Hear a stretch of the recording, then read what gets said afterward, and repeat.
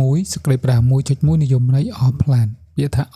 all គឺមានន័យថាទាំងអស់និងពាក្យថា plan គឺមានន័យថាប្លង់មានន័យថាពាក្យទាំងពីរបញ្ចូលគ្នារវាងពាក្យ all និង plan អានថា all plan សរុបមកពាក្យថា all plan មានន័យថាកម្មវិធីគូប្លង់ទាំងអស់ឬសពគ្រប់បែបយ៉ាងនៅក្នុងកម្មវិធី all plan មានបែងចែកជាច្រើនផ្នែកនៅក្នុងនេះលើកយកមកនិយាយមានតែ6ប្រភេទដូចខាងក្រោមទី1កម្មវិធី all plan ទី2កម្មវិធី all plan កម្រិតមូលដ្ឋាន basic ទី3កម្មវិធី all plan កម្រិតគោលគំនិត concept ទី4កម្មវិធី all plan កម្រិតជំនាញ professional ទី5កម្មវិធី all plan កម្រិតចុងក្រោយ alternate ទី6កម្មវិធី all plan កម្រិត civil នៅត្រង់ចំណុច 1.2 កម្មវិធី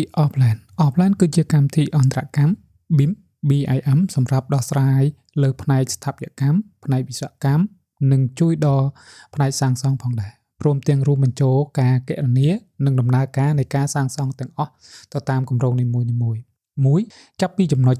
ស្ថាបត្យកម្មនិងការគណនាផ្នែកខាងក្នុង Decor ផ្នែកវិស្វករ MEP ផ្នែកវិស្វករសំណង់ Civil និងវិស្វករស្ពានគ្រឿងបង្គុំបេតុងអាមេសម្រាប់បេតុងចាក់ស្រាប់និងសម្រាប់ធ្វើការរៀបចំគម្រោងសាងសង់ទី2ជាប្រភេទកម្មវិធីដែលជួយដល់ការគ្រប់គ្រងការងារទាំងអស់នៅផ្នែកសាងសង់ដោយមានប្រសិទ្ធភាពដោយគិតចាំតាំងពីគំនិតតូចៗរហូតទៅដល់ការលម្អិតនៃសាងសង់ទី3អាចរួមបញ្ចូលបច្ចេកវិទ្យាសម្រាប់សហការប្រកបដោយប្រសិទ្ធភាពការងារទំនាក់ទំនងសម្របសម្រួលនិងការដឹកនាំគម្រោងជោគជ័យជាច្រើននៅត្រង់ចំណុច 1.3 កម្មវិធី all plan កម្រិតមូលដ្ឋាន basic all plan basic គឺជាកម្មវិធីមួយកម្រិតពិភពលោកដែលប្រើសម្រាប់គូ CAD ដោយមានការផ្ដោតទៅលើការសិក្សាលើគម្រោងនិងទំនាក់ទំនងជាមួយនឹងមុខងារ 2D ឬ 3D នៃមូលដ្ឋាន1ជាកម្រិតថ្នាក់មូលដ្ឋាននៃ 2D CAD និងមូលដ្ឋានមុខងារ 3D function 2ដំណើរការលម្អិតនិងការផលិតដំណើរការនៃការងារ3មូលដ្ឋាននៅមុខងារការងារនៅក្នុង Cloud BIM Plus នៅត្រង់ចំណុច 1.4 កម្មវិធី all plan កម្រិតគំនិត concept all plan concept គឺជាកម្មវិធីដោះស្រាយមួយប្រភេទ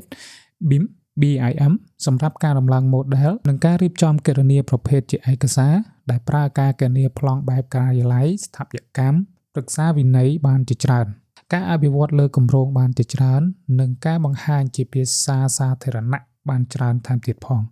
កម្មវិធីជាការផ្ទុកនៅប្រភេទតូចៗនៅក្នុងការដំឡើង model ការបង្ហាញឲ្យមានការឃើញការវាយតម្លៃនិងការរៀបចំឯកសារធ្វើការសាងសង់ជាច្រើន All Plan Concept គឺជាដំណោះស្រាយសកល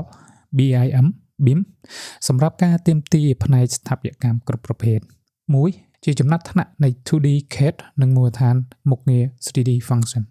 2គណនានិងរៀបចំការគណនាបរិមាណដោយស្វ័យប្រវត្តិ3លើកបរិមាណបានជាក់ច្បាស់4ការ render និងមើលឃើញច្បាស់នៅ visualization 5ការធ្វើពីចំណុចមួយទៅចំណុចមួយដំណើរការផ្ទេរទិន្នន័យបានល្អចំណុចទី6ទាំងអស់នឹងអាចជួយសម្របសម្រួលក្នុងការទំនាក់ទំនងឬសហការគ្នាក្នុងការដំឡើង model បានយ៉ាងល្អនៅចំណុច 1.5 កម្មវិធី all plan កម្រិតជំនាញ professional all plan professional គឺជាកម្មវិធីដោះស្រាយមួយប្រភេទ BIM សម្រាប់ធ្វើការងារលម្អិតនិងមានកម្រិតខ្ពស់នៅក្នុងការធ្វើដោយស្វ័យប្រវត្តិដែលគាំទ្រនៅក្នុងការដំណើ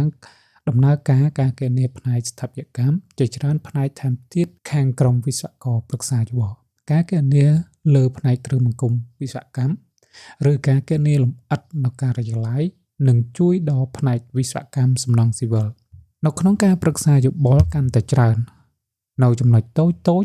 ទាំងអស់នៃកម្មវិធី All Plan គោលគំនិតបូកបន្ថែមមានដូចខាងក្រោម1ប្រភេទ model ដំឡើងបានសម្ភារៈច្រើនមានការលម្អិតនិងការធ្វើរបាយការណ៍2មានលក្ខណៈលម្អិតខ្លាំងក្នុងការប្រើដំឡើង model សរសៃដែក3ការងារផ្លូវការរៀបចំដំណើរការការដ្ឋានបានច្រើនបែប4មានកម្រិតខ្ពស់នៅក្នុងការត្រួតពិនិត្យនិងរួមបញ្ចូលគ្នានៅក្នុងការធ្វើការត្រួតពិនិត្យ5មានកម្រិតខ្ពស់ក្នុងការ render និងកម្រិតមើលឃើញបានច្បាស់ល្អ6ការប្រើប្រាស់កម្រិតតភ្ជាប់ការគណនាដែកដោយស្វ័យប្រវត្តិ7គំរូ parametric លើការដំឡើង model ផ្លូវ8ការរៀបចំប្រព័ន្ធការដ្ឋានសាងសង់បានល្អនៅចំណុច 1.6 កម្មវិធី All Plan កម្រិតចុងក្រោយ Ultimate All-Plan Automated គឺជាដំណោះស្រាយមួយប្រភេទ BIM យ៉ាងច្បាស់លាស់ពីកម្មវិធី All-Plan សម្រាប់ការគណនាទៅលើដំណើរការនៃការសាងសង់ដែលជាការធ្វើដំណើរការយ៉ាងល្អនៃការគណនានិងការសាងសង់ផ្អែកទៅលើ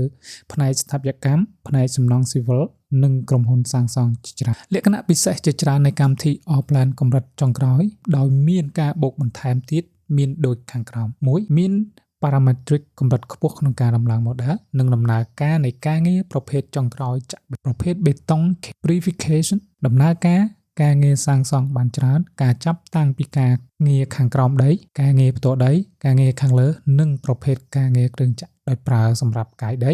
ឬជួយដល់ដំណើរការនៃការសាងសង់ជាក់ស្ដែងថែមទៀតទី3ការវិភាគលើគ្រឿងបង្គុំជាមួយនឹងកម្មវិធី Shear Conceptចំណុចត្រង់ 1.7 កម្មវិធី All-Plan កម្រិត Civil All-Plan Civil គឺជាដំណោះស្រាយចុងក្រោយដែលបានពីកម្មវិធី All-Plan សម្រាប់ការគណនាកម្រិតខ្ពស់ទៅលើការរៀបចំហេដ្ឋារចនាសម្ព័ន្ធដើម្បីជួយសម្របសម្រួលដល់ដំណើរការសាងសង់បានបញ្ចប់ការគណនាគម្រោងដោយជោគជ័យការគណនាការធ្វើការសាងសង់នៅក្នុងលក្ខខណ្ឌជាច្រើនប្រឹក្សាយោបល់លើវិស័យសំណង់ Civil ការសាងសង់អគារនិងការប្រើប្រាស់នៅក្នុងក្រុមហ៊ុនវិស័យសំណង់ថែមទៀតផងថែមពីនេះទៀតលក្ខខណ្ឌពិសេសជាច្រើននៅក្នុងកម្មវិធី All-Plan កម្រិតបូកបន្ថែមចុងក្រោយមានដូចខាងក្រោម 1. ការវិភាគលើគ្រឿងបង្គុំរបស់ស្ពាន 2. ការគណនាប្រភេទសរសៃដែកនិងការត្រួតពិនិត្យលើបទដ្ឋានកូដ 3. ការវិភាគលើគ្រឿងបង្គុំនិងរួមបញ្ចូលការគណនាជាមួយនឹងកម្មវិធី Shear Automated